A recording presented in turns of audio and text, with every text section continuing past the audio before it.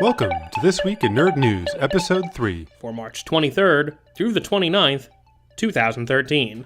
This Week in Nerd Movie News, after securing Megan Fox as the female lead of the new Teenage Mutant Ninja Turtles reboot, producer Michael Bay and director Jonathan Liebesman have also cast the Turtles themselves. The actors chosen will all be voicing the characters as well as getting into motion capture suits to lend credible weight to their portrayals of teenaged, mutated Terrapin ninja masters. Naturally. Your new Turtles are Alan Ritchson, formerly Aquaman on Smallville, as Raphael, Pete Ploshik from Parks and Rec as Leo, Noel Fisher from Showtime's Shameless as Donatello, and Jeremy Howard from Soccer Dog European Cup as Michelangelo. Cowabunga, I guess. From Hydra to high kicks, Captain America is set to go up against UFC welterweight champion George St-Pierre as Batrac the Libère in next year's Captain America sequel, Captain America: The Winter Soldier. The Cap may get some backup from Robert Redford, who is in talks to play a high-level S.H.I.E.L.D. operative. Ryan Reynolds has stated that he has very little interest in reprising his role as Green Lantern for the eventual Justice League movie. Reynolds stated, quote, "I saw how difficult it is to make that concept palatable, and how confused it can all be when you don't know exactly where you're going with it. But you know, a great script and a good director can always turn that around." Oh gee, Ryan, thanks for being so gracious about it. Reynolds is still enthusiastic for a solo Deadpool movie though, while I remain enthusiastic that no one is in a position to make a terrible Deadpool movie. This week in Nerd TV news, according to the British news site The Sun, show insiders are saying that the answer to the question, Doctor Who, might not be Matt Smith after next year's Christmas special. say it ain't so! The BBC, on the other hand, is in just as much denial as the rest of us, saying, "Sorry folks, but even we don't know what's going to happen at the Christmas special. It's not been written yet." In other Doctor Who news, director Peter Jackson has made it known that he wants to direct an episode of the show, claiming that they don't even have to pay him, but he has got his eye on one of those nice new gold-colored Daleks as a fee. Jackson, a lifelong fan of the show, apparently even took a meeting with current showrunner Stephen Moffat to let him know just how interested he is in the job.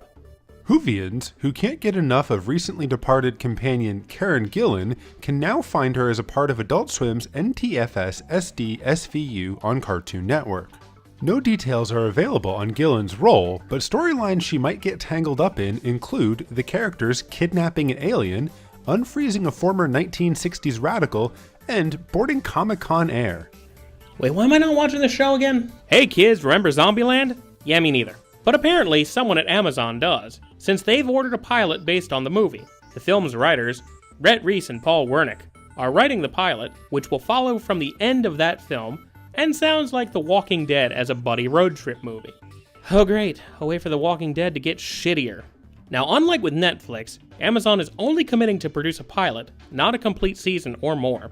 So if we're all very, very, very lucky, this is all we're going to have to deal with. This week in Nerd Gaming news, after months of hype that they will announce something new at PAX East this year, Blizzard unveils Hearthstone, Heroes of Warcraft, a World of Warcraft-inspired Magic the Gathering knockoff. Apparently, Blizzard has been working on StarCraft, Warcraft, and Diablo for so long that they have lost all sense of what something new means. Well, it is a free-to-play game, so that's kinda new. I mean, for Blizzard. Life is like a hurricane. Capcom unveiled an HD remake of a classic NES platformer with DuckTales Remastered, an upgrade with very rich 2D sprite graphics obviously modeled on the original show. As a bonus, all of the original voice actors from the show will be lending their voices to this project, including Alan Young, who is 94 and has been playing Scrooge McDuck for 30 years. Do you remember Sony's ad campaign for the PlayStation 2? They showed you a hypothetical PS9 that took you into a crazy virtual and augmented reality world of gaming awesomeness. Believe it or not, we are actually one step closer to that reality as Unity Technologies announces 2 cool new features for its next generation Unity game engine. It will support the PlayStation 4 and Oculus Rift, the 3D headset with one-to-one movement tracking. Sadly, this magic sauce might not be ready in time for the PlayStation 4 launch, but we should see PS4 games with Oculus Rift support sometime next year, well ahead of Sony's original 2078 prediction. Still on Sony news, Adam Boyes, head of development relations at Sony Computer Entertainment, said, quote, "We've just changed our whole concept submission process. It used to be 2 stages and all this feedback, and now it's just 1, and it's optional feedback, so there's no greenlighting process, no voting, no weird stuff. With the slimmed down process and a lesson to focus on publisher feedback, Sony is clearly hoping to get many of the indie developers whose games currently appear on Steam to also release on the PS4, hopefully close to launch." Square Enix's president, Yoichi Wada, will be stepping down in June. Though he will not be leaving entirely, he will be replaced by Yusuke Matsuda due to management reorganization in the face of an extraordinary loss in the company's next financial statement. Matsuda gets a 40% pay cut to go with his new promotion as the company tries to do more with less. Hopefully, this will translate to doing more actual game releases with less wasted time on trailers for games that never actually get released. Double Fine, Tim Schafer's adventure game company that set a Kickstarter record for their untitled, unrevealed adventure game, has finally started divulging info about this project. The game we all paid for is Broken Age, a point-and-click adventure game starring a village girl due to become a ritual sacrifice and a boy living on a spaceship with a computer.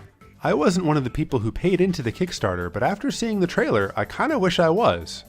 Firaxis, the developers behind XCOM Enemy Unknown, announced an iOS version of the game at PAX East this week. The iOS version will be the full game, heavily optimized for touch controls and mobile processors. For a fun little bonus, they announced that you will also be able to use XCOM soldiers in one of their other big games, Civilization V.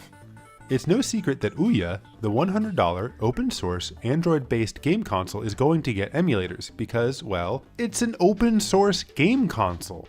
What is news is that Ouya is officially allowing these emulators into the console's marketplace, so no sideloading or hacking will be necessary.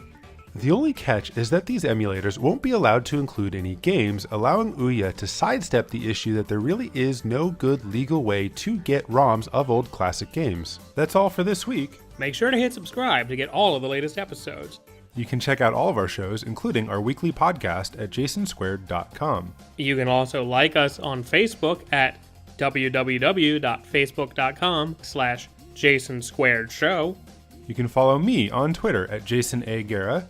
You can follow my individual Twitter at JasonH2. And you can follow both of us at Jason2Show, also on Twitter. And if you insist on using crappy old email, you can reach us at jasonsquaredshow@gmail.com.